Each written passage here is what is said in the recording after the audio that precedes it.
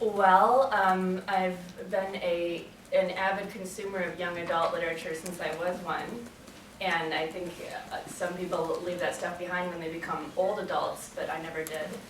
And I was always interested in the fantasy world created in those novels, and that I think is the kind of thing we see reflected in pop culture more now than ever, with reality shows and these weird, fully made up people living these fake fairy tale lives on camera. And I think the idea of somebody whose priorities were completely screwed up, who wanted to live in that world even though it's completely unattainable, that was intriguing to me.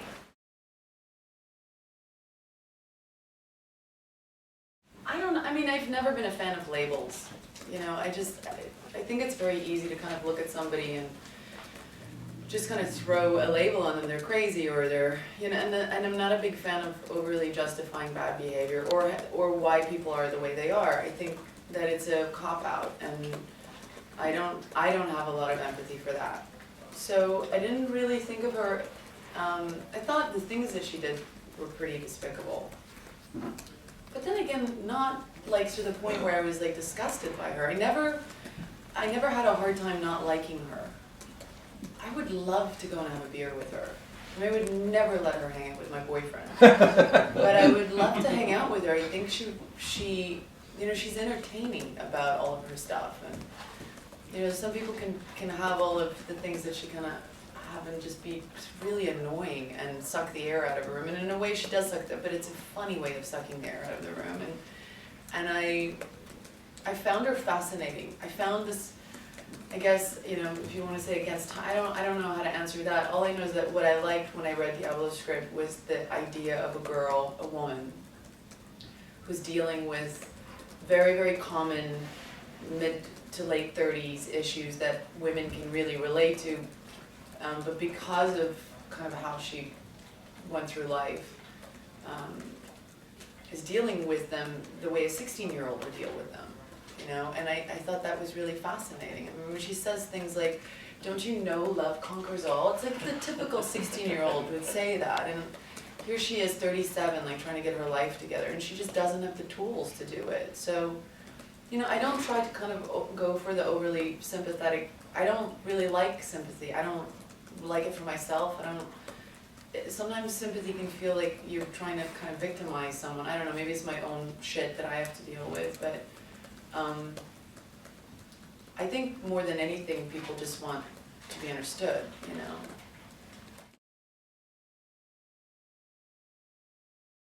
I can't even think about anything like that. I mean, I'm so, I know it sounds so unbelievably cliche, but I haven't worked in 3 years, and to have the opportunity to come back and do something like this with Diablo, with Patton, with Jason, who I really, really wanted to work with, and this kind of material, and to see people respond to it has been the greatest gift. And so I can't even like think beyond anything like that. It's just really nice to have people come up to me and have these little tiny anecdotes of like what they connected with in the movie, and the movie kind of puts them in this a little bit of a Mavis mood, so they feel like really free to kind of, you know, admit that they've done things like Mavis, which is just so endearing, and I love it so much because I just feel like that is proof that we all kind of set out to do the thing that we wanted to do, and that we succeeded in that, and so that is really the greatest gift for me. And plus I have an Oscar, so. One is enough? One is ever enough? That was such an asshole thing to say.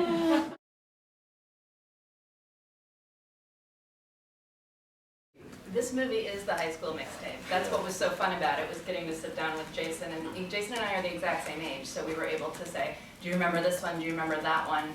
And when the characters enter a space in this movie, a lot of the time there's like music playing, and it's almost always a song from the 90s, which was Jason's wink at the genre.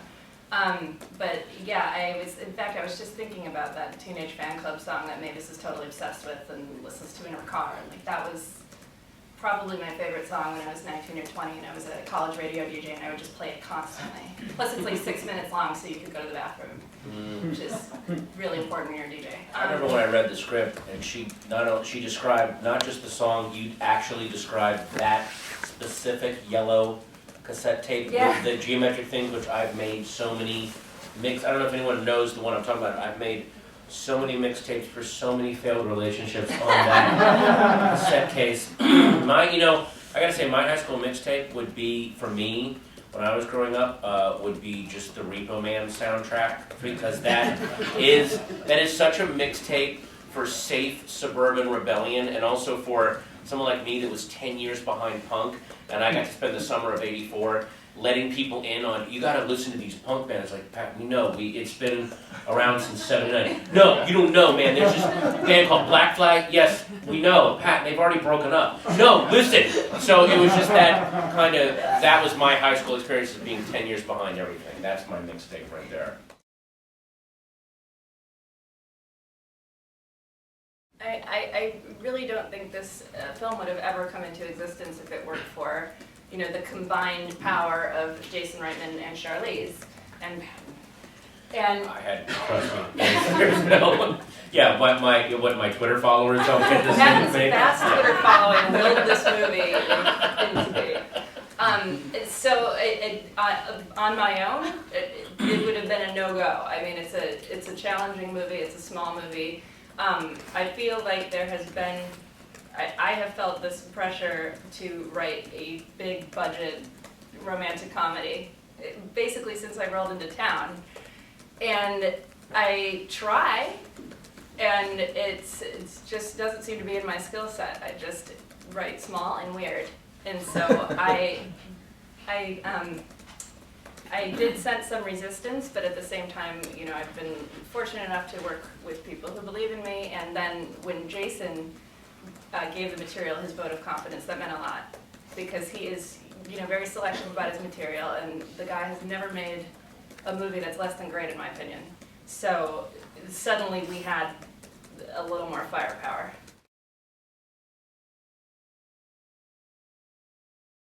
I actually got a lot of the Mean Girl stuff out of my. I was pretty much a mess after primary school.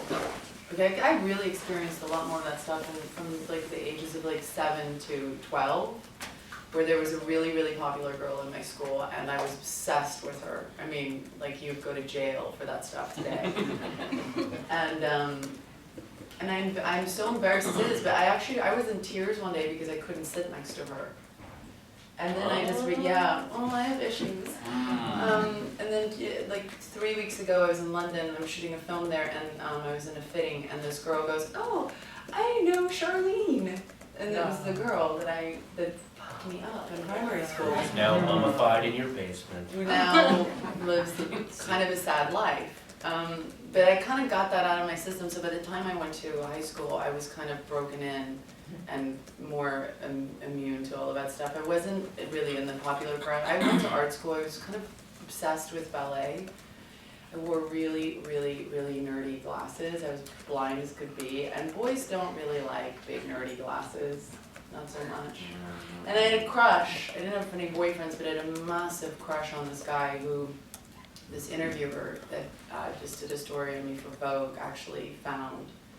And what? Yeah, I found the guy that I said, and this guy did not know I existed, by the way, in school. And then he was all like, "Yeah, tell her the crush was mutual." Fuck that. Yeah. What was his name? And then he's like, "Oh, and I remember she wore those glasses." And I was like, What was the guy's name? I can't do it. This guy's gonna get hunted down. Oh, I can't do it. It's in Vogue. Oh, is it Vogue? Oh. Hint, hint. I have a subscription. It's waiting in my house right now. It's my Bible, people. I mean, look at how I'm dressed.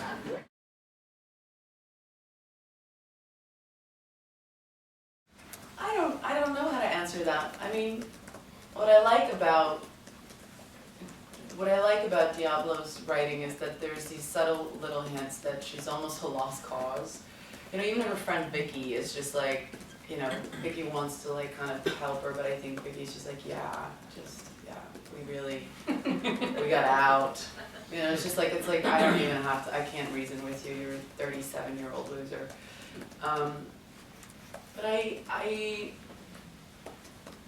don't know, I mean, I wasn't, Jason and I did not spend a lot of time talking, or really any time on whether she was, what her issues were.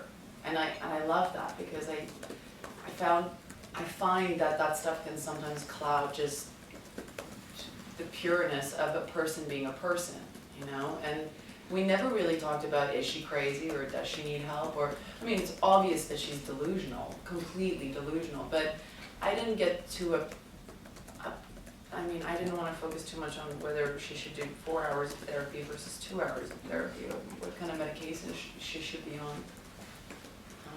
She's just a beautiful car wreck. There's no cure for that.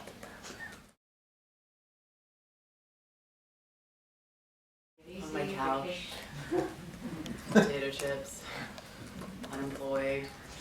No, it sounds like it was like that, but I was actually, I was getting ready to go and do Fury Road with George Miller in Australia.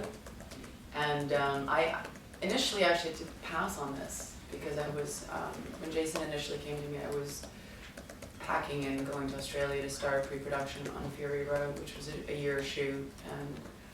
And I was in Australia for 2 weeks, and they pushed the film, and I came back, and Jason called me up and said, let's do this in a month. I was like, okay. But I was waiting for that film to happen, and I had other things in development. I had a production company, and I was developing TV shows and film, and working with great people creatively. I was really satisfied. I was working with people like David Fincher and Ridley Scott, and so creatively I wasn't feeling like I wasn't doing anything. I just wasn't in front of the camera.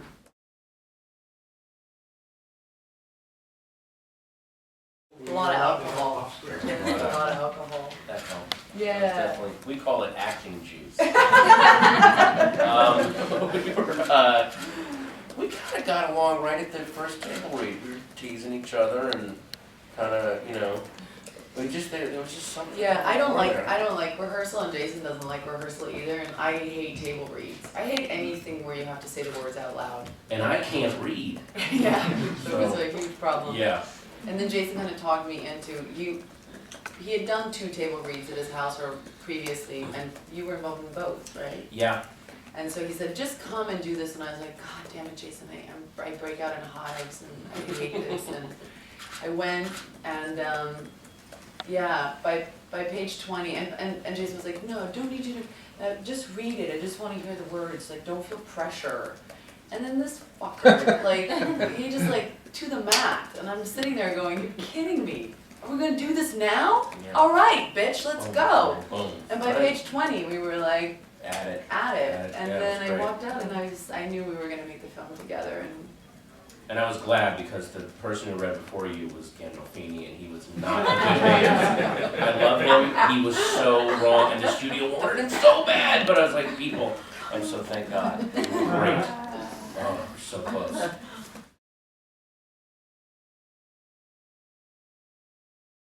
They're funny. Why don't the funny people answer? You know, I'm a big fan of. No, she said that the funny person answered. I had something in my eye. Well, I mean, you know, you were talking about how much you love Jason Reitman's movies, and you watch his movies, and I think because you know you're in the hands of someone that knows how to edit a film and how to edit a scene, and so because we just knew subconsciously we were in such good hands, directing wise, that we could relax enough, and that relaxation is what I think gets. The comedy was never needy. We were never going for a laugh. It all came very naturally, and a lot of times what was so great about the way that she played Mavis was the laugh comes from her not giving me any response, and then I get more nervous, which is a really real thing that a lot of actors really don't have the balls to do. They always want to be saying something or listening or reacting, and she was able to just go, you know what, my character's just not engaging in the scene at all, and that is where the humor came from. So again, it was, you know, it came from knowing we're working with a good director. I got to play off somebody that really understood human nature, that's what's important to comedy. Not knowing comedy, it's knowing human nature.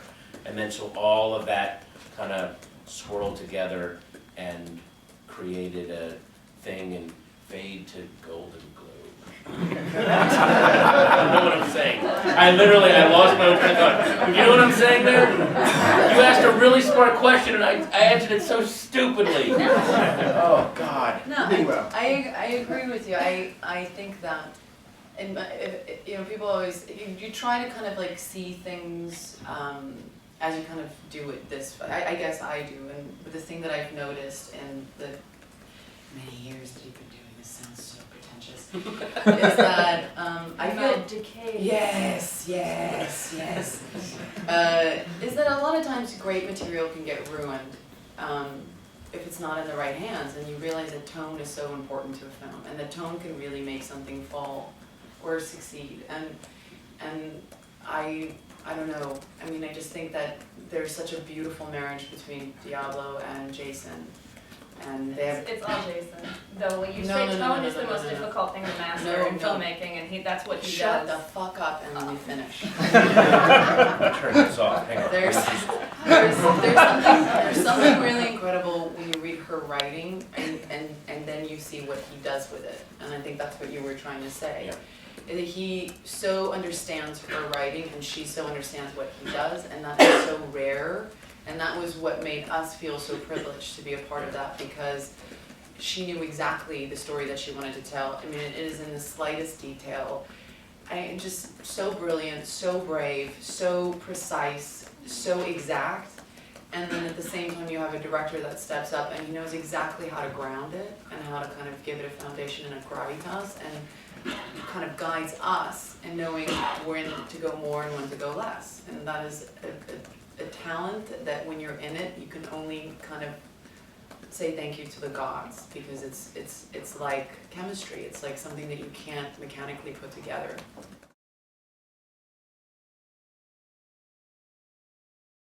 Yeah, well, Totally. first, thank you for implying that I have any control over my career, that I get to choose projects. Tell Spielberg to get ready to be disappointed. I'm going with Reitman on this. I was very lucky to be offered this script. I was there at the. I got to know Jason through. We both love film. We both own French bulldogs, so that's kind of how we got to know each other. And then I started doing these table reads early on for the script. So, you know. But as far as my intentions, I'm so beyond like genre, drama, comedies. I just want to do really good, interesting projects, and that can mean something like this script, which was so good when I read it, so good, or something like that little Adult Swim show that I just did, which was the most bizarre, but also a great script and just stuff that constantly rolls the dice down the felt and just goes for it. And this script went for it. So I was, you know, hopefully someday, if I'm ever in a point where I have the luxury of intention, I will make the right choices, but so far I've been lucky enough that the choices I've been given have been really, really good. So that's... Did you and Jason meet at a dog park? Is that what you were saying with your French bulldogs? No, we met at an award ceremony and we were just gabbing about movies, and I was presenting at an editor's award, and I actually knew all the editors. Like, that's what much of it... Those guys are like rock stars to me, and it's like the music geek that knows the bassist's name. Like, that's how excited I was. So then we started talking, and then he saw on my phone I had a picture of my French bulldog, and he goes, "I have a French bulldog," and we started showing back and forth. This is like the These are lost in translation. You both like, I have two daughters too. I know exactly. With the French bulldogs. We have daughters. There's French bulldogs. And I'm glad you said it. Yeah, it's like two old dowagers meeting. What's his name? Mr. Pilkingford.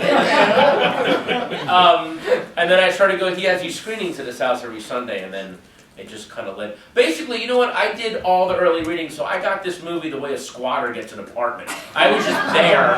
They're like, he's got his mattress and his hot plate. Let him have it. He's nice. The kids like him. He sweeps up the hall. Come on. So, yeah. That was a very good follow-up, though. Thank you. Did you meet at a dog park, sir? I want to get this back I know straight. he jumped in there. Excuse me. Tell avoid the question. Wow, it was amazing.